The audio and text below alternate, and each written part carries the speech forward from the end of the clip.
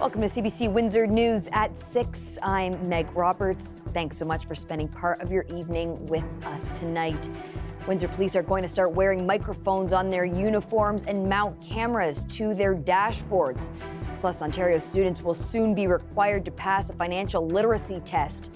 It's part of a number of changes coming to the requirements needed to earn a high school diploma. And Carousel of Nations is ramping up for the biggest celebration in its 49-year history, with 7 villages added this year. Windsor police are embarking on a new pilot project. Officers will wear microphones on their uniforms and have cameras attached to the dashboards of their cruisers. Police say it's meant to enhance transparency and accountability. The CBC's Jacob Barker joins me now live from outside the police station. Jacob, what do we know about this new police initiative?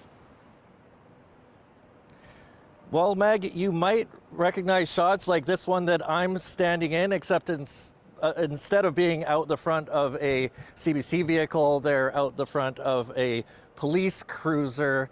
And Windsor Police says that these cameras that they're piloting are meant to increase the public trust, as well as lead to better safety for police officers. So this is what those cameras and those microphones look like. The project starts this Monday and is set to run for 3 months. I have spotted a few of those cameras mounted on police cars already, however. There are going to be 26 officers that are getting these mounted in their vehicles. They automatically start recording the sound and the video whenever they respond to emergencies and during vehicle stops. There is also the ability for officers to start the recording manually.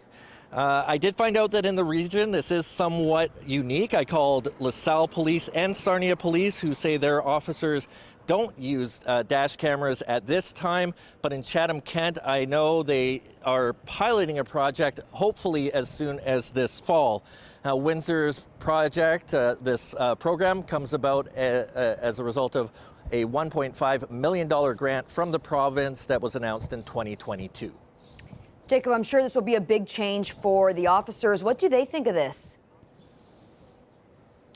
Well, the Windsor Police Association, which represents about 500 officers, say that they do support the initiative and that they hope that it leads to all officers eventually having cameras like these and wearing microphones.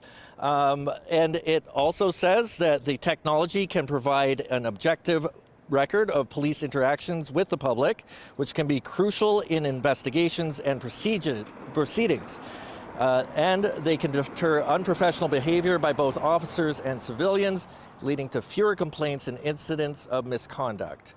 Now, I did find a few concerns about it, though. I spoke with a professor of law at the University of Windsor who told me that it does raise concerns that police might use the technology and overstep privacy of civilians, but the pros do outweigh the cons when it comes to transparency.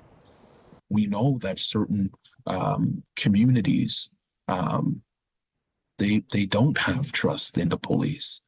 And the question is whether or not these technologies, right, whether or not that will aid in somewhat increasing the level of trust between the police and these communities. Now, one other thing to mention here, Meg, is if you do find yourself in an interaction with a police officer, you will know that it's recording because a red light will be flashing on both the microphone and the camera. We did reach out to Windsor Police today to ask questions about these devices and maybe get a demonstration, but they declined that request. Thanks so much for that, Jacob. That's the CBC's Jacob Barker reporting live. A heightened police presence is a big part of the new plan to revitalize downtown Windsor. An extra $217,000 has been allocated to an auxiliary police officer program. 40 auxiliary officers were sworn in this month, and an additional 12 full-fledged officers are being hired as part of the plan. And I think that, people need to feel comfortable downtown in order to move downtown and move their businesses downtown. And so just, seeing an officer on the corner, seeing them walking around downtown, I think gives people that sense of, things are safer. I feel more comfortable because of that presence. It's an annual tradition that always gets people talking. The CAA's Worst Roads campaign features a list of all of the top 5 worst roads across Ontario. And Windsor's Tecumseh Road East, Lausanne Parkway, and University Avenue West made the top 5 in the Southwest region. The CBC's Mike Evans spoke to some Windsorites about the roads this week. I do currently have a license, and I drove for many years, but we actually had our axle on our vehicle would always get really loose because further down on University, there's a lot of congestion in the road, like a lot of potholes. So we actually had to get repairs done. I think we got our vehicles serviced bi-monthly for that reason, because things would go loose because it was so rough on our vehicle. Yeah, so you're not surprised at all to find some of Windsor's roads on this list? No, not at all. And that's part of the reason why I stopped driving and just cycling, because I found it safer and just an easier commute overall. Some areas are tougher than others. It doesn't seem to be getting better. And I mean, you see construction all over the city, but it's the same roads all the time. Yeah. Speaking of the same roads, what are some that stand out for you as being the worst? The worst, I'd say, being a resident of University Avenue. That's a tough clip. Tecumseh Road's got its patches. Yeah, there's certain spots around the city that, are gonna hit your front end a little bit harder. Not at all, but compared to my country, I'm from Pakistan, and over there is worse. Compared to that, it's not that bad. In order to graduate from high school, students will soon need to pass a financial literacy test, and it won't be a simple pass or fail. They'll have to get at least 70%. As Queen's Park reporter Lorenda Redicop tells us, it's just one of the changes coming.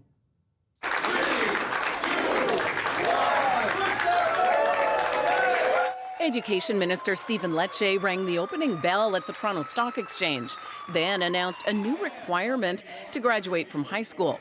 He says it's about getting young people better jobs and bigger paychecks. Yes, you must be able to read and write in this province. You also have to have financial literacy. Starting in September 2025, students will have to pass a financial literacy exam in grade 10, testing them on managing a household budget, saving up for buying a home, and learning to invest wisely. Students will need to obtain a mark of 70% or higher.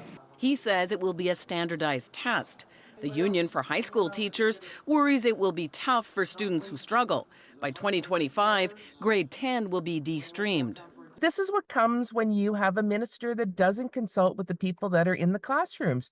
70%, that sounds good. Well, let's find out if this is achievable. Let's find out if the supports are in place. Let's have a look at the curriculum. The opposition says financial skills are important, but has concerns. We have teacher shortages, larger class sizes. There are so many things that we need to address in our education system that I'm not sure I would have started with a test for financial literacy. Lecce also announced that new teachers will have to pass a math test. It's something the government tried to bring in 2021.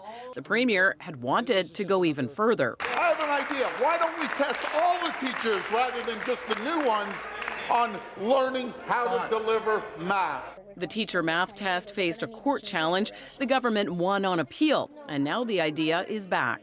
Another thing that could be back, home ec courses. The government will do consultations on bringing back a modernized version. This sounds great. I don't know what it is. I think everyone should have those skills as well. What are we going to drop when we keep adding more things in? You can't do it all. The government is also spending $14 million to bring in career coaches for grade 9 and 10 students. That's set to take effect in time for the next school year. Lorenda Redicop, CBC News, Toronto. The Premier is creating a buzz over the possibility he'll call an early election. Political strategists say Ford's PCs would benefit from going to the polls before the scheduled date of June 2026, but they say the Premier would need to give Ontarians a compelling reason why he's sending them to the polls ahead of schedule. Our senior reporter at Queen's Park, Mike Crawley, has the story. I promise to build this province. It's a little less than 2 years since Doug Ford led his PCs to a whopping majority. So why all this talk that Ford could call an election early? partway through his 4-year term? And if it's advantageous to your party to call an early election, you should do it. Fred Delory has held senior roles in both federal and provincial Conservative campaigns. Just looking at the political side, if I was in any province as a premier, as a Conservative, I would want to make sure my election is while Justin Trudeau is still Prime Minister. He is historically unpopular. The numbers are incredibly low. This view that the best election timing for Ford is while Trudeau remains in power is even shared by Liberal strategists. Right now, I think almost all the premiers are getting a pretty free ride on this because Trudeau gets blamed for everything. But when he's gone, people are going to start looking at them and saying, well, what are you doing? Consider this remarkable stat. The party that was in power federally when this province went to the polls lost 16 of the last 17 Ontario elections. An early election would also give the opposition NDP and Liberals less time to raise money and give the RCMP less time to complete its investigation into the Greenbelt affair. But if voters believe Ford's only motivation for an early call is political advantage, there's a risk of blowback. And if it's cloaked purely in politics, you're inviting people to punish you. If they're calling it simply because the polls are good for them and they're calling it early, then that's a strategic mistake. They have to tell a story that we need this election for this reason. The last time an Ontario premier with a majority called an election partway through a 4-year term was 1990. Liberal David Peterson lost to Bob Rae's NDP. Ford told an Ottawa radio station that he will not call an election either this summer or this fall. That, of course, leaves next year wide open. Multiple sources close to the PC party tell me that no final decision has been made, but the most likely date for an early election would be next spring. Mike Crawley, CBC News, Toronto. Carousel of Nations is fast approaching. The event is in its 49th year, and it's gearing up to be the biggest in its history. CBC Windsor was at the colorful announcement today. The Carousel of the Nations is one of the most popular festivals, not only in Windsor, Essex, but all of Ontario. We are setting up the Mill Street in downtown Leamington with a lot of stands serving food. We have live music, of course, Mexican drinks with tequila as well. We have sweet and sour chicken, 甜酸雞, and we have beef and broccoli, and 西蘭花牛肉啦. We have different uniforms that represent different regions in Serbia, and we dance in these uniforms, we perform, and yeah. Right now I'm wearing a traditional Polonez costume that we wear for our Polonez dance. You know, it's really pretty, I love it. We have our feathers and everything. We have a Slovak heritage room that has been added to our facility. And we have a beautiful cultural display in there. What it represents, the culture, the music, the dances, the fact that it's a multicultural nation. We had a record-breaking attendance at last year's carousel, which allowed us to grow to 30 villages this year, the most that we've ever had. And I think people really want to enjoy traveling around the world without leaving their own backyard, and they can really take in the different cultures that we have that make Windsor, Essex such a great place to live. There's new villages this year, like the Portuguese village in Leamington or the Dutch village at the Grove in Kingsville. There's even a Canadian village for the very first time at Walkerville Brewery. The Mexican village in Leamington is making its return, where you can really enjoy traditional Mexican food, margaritas, and have a fantastic time. It's about people getting involved with people and learning from each other's culture in a very peaceful, a very celebratory way, and that's how you eliminate racism, that's how you eliminate discrimination, that's how you eliminate bigotry. Being able to see people on a human level, that's what Carousel's all about. This time of year, there's no shortage of entertainment in the skies. The spring bird migration brings hundreds of species to Windsor, Essex. CBC Windsor wants to see your best photos of these special visitors, whether they were taken at natural areas around Windsor, Essex, or even in your own backyard. Those who submit will get a chance to win CBC Windsor merch and have your photo featured on CBC News platforms. Mike Evans of CBC Windsor, our in-house bird nerd, will judge the contest. Please send along your best bird images to Windsor at cbc.ca with the subject line, Spring Migration Photo. Please include your name, where and when the photo was taken, and the bird species. The deadline to submit is tomorrow, so last chance to get those photos in.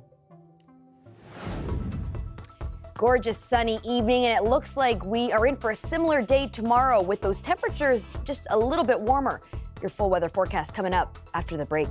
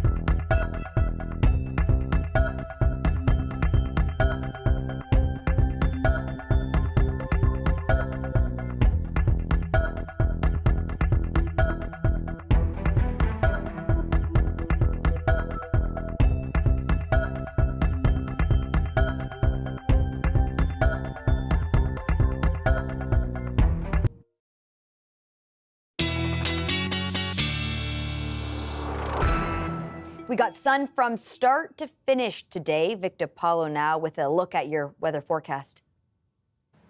When it comes to amazing weather here in Ontario, there's no better place to be than Windsor because we have the warmest temperature all across the region. Now, we're going to be in store from a warm, well, actually a seasonal day for us, but it'll be warm if you ask people other places in Ontario, such as, well, Powassan, for example. They're not used to warm temperatures like we get.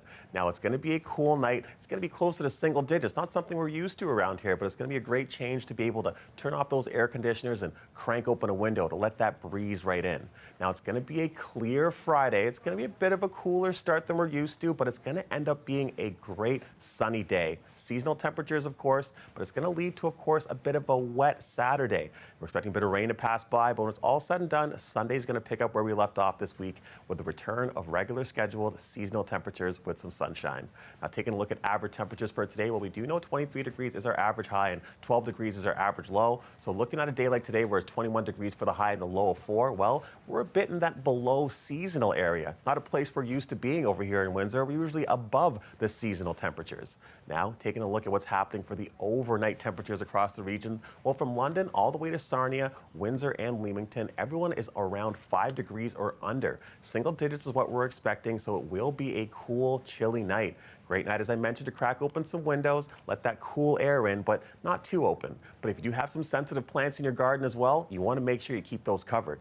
Now, taking a look at what's happening over the skies for the next couple of hours, well, it's going to be clear over here in Windsor when we start our day. And as we get into the rest of Friday, we're going to be getting a little bit of cloud cover creeping in as we are expecting that rain to happen on Saturday. But then Saturday's rain will be happening closer to around noon, and it'll be all said and done by the time Sunday happens. As we do see 2 o'clock, we can see that system building up right west of where we're located. Now, taking a look at tomorrow's temperatures, we're expecting a high around 24 degrees, which brings us to our 3- and 5-day forecast, which is going to be a beautiful 24, 25-degree Friday, followed up by a bit of rain on Saturday, but then the return of the sun on Sunday and Monday. Hope you all have yourselves a great night, and over to you, Meg. Thanks so much for that, Victor. Coming up, a video across the border has gone viral after a Michigan man with a suspended license joined his virtual court case while driving. Stay tuned.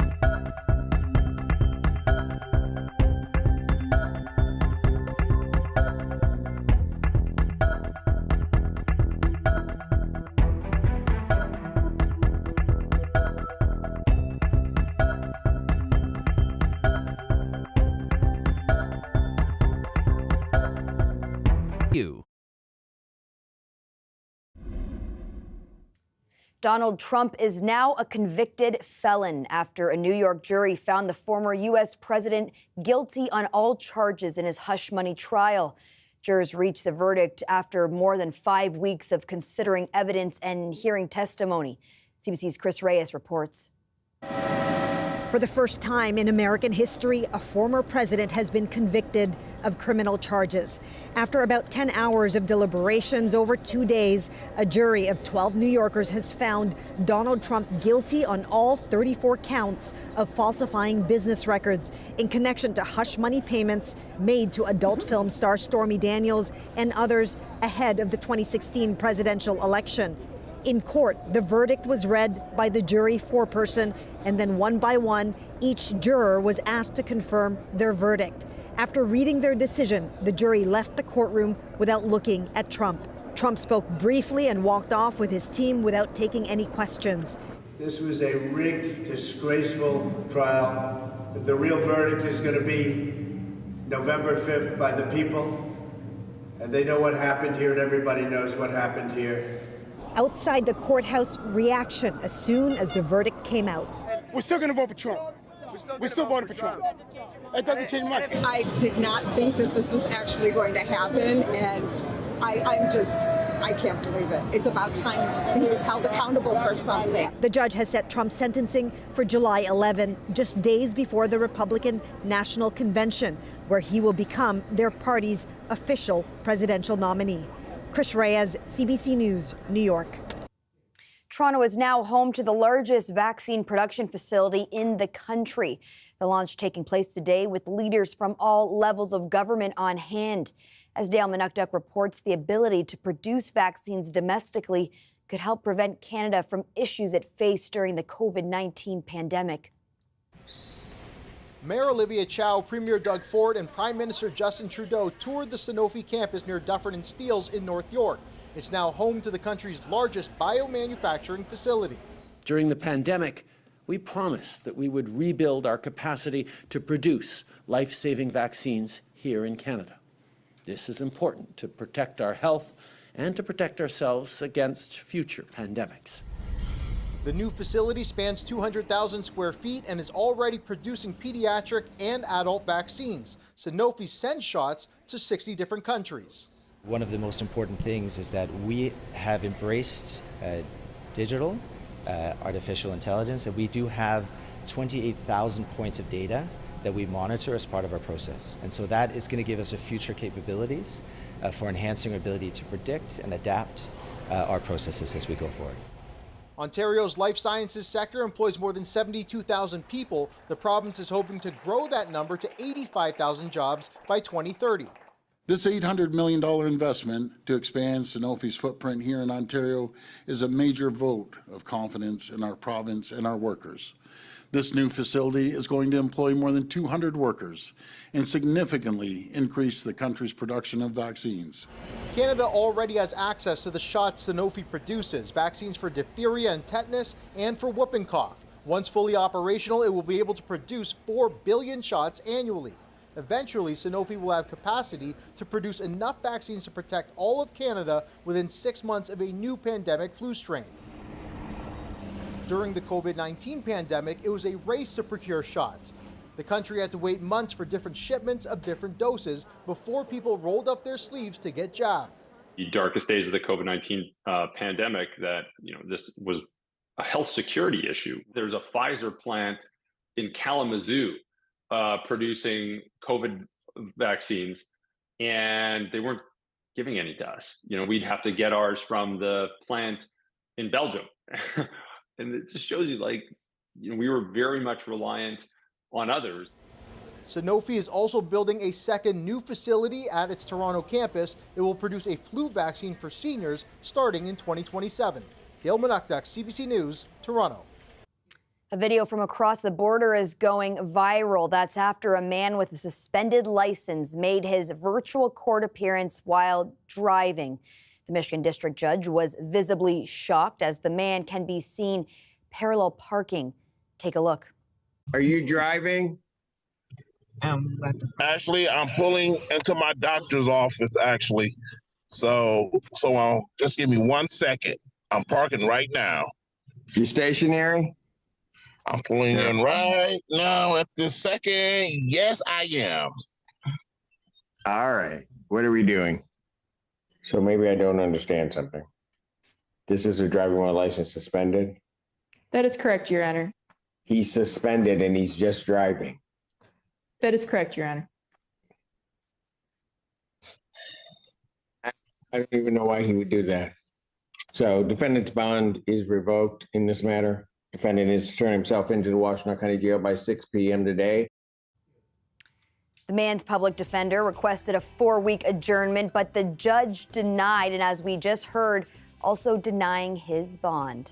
Well, that's it for CBC Windsor News. Don't forget, for news anytime, you can go to our website at cbc.ca/Windsor. You can also download the CBC News app for stories that matter most to you. Don't forget to watch The National tonight. Thanks so much for tuning in. Looking forward to seeing you back here tomorrow night.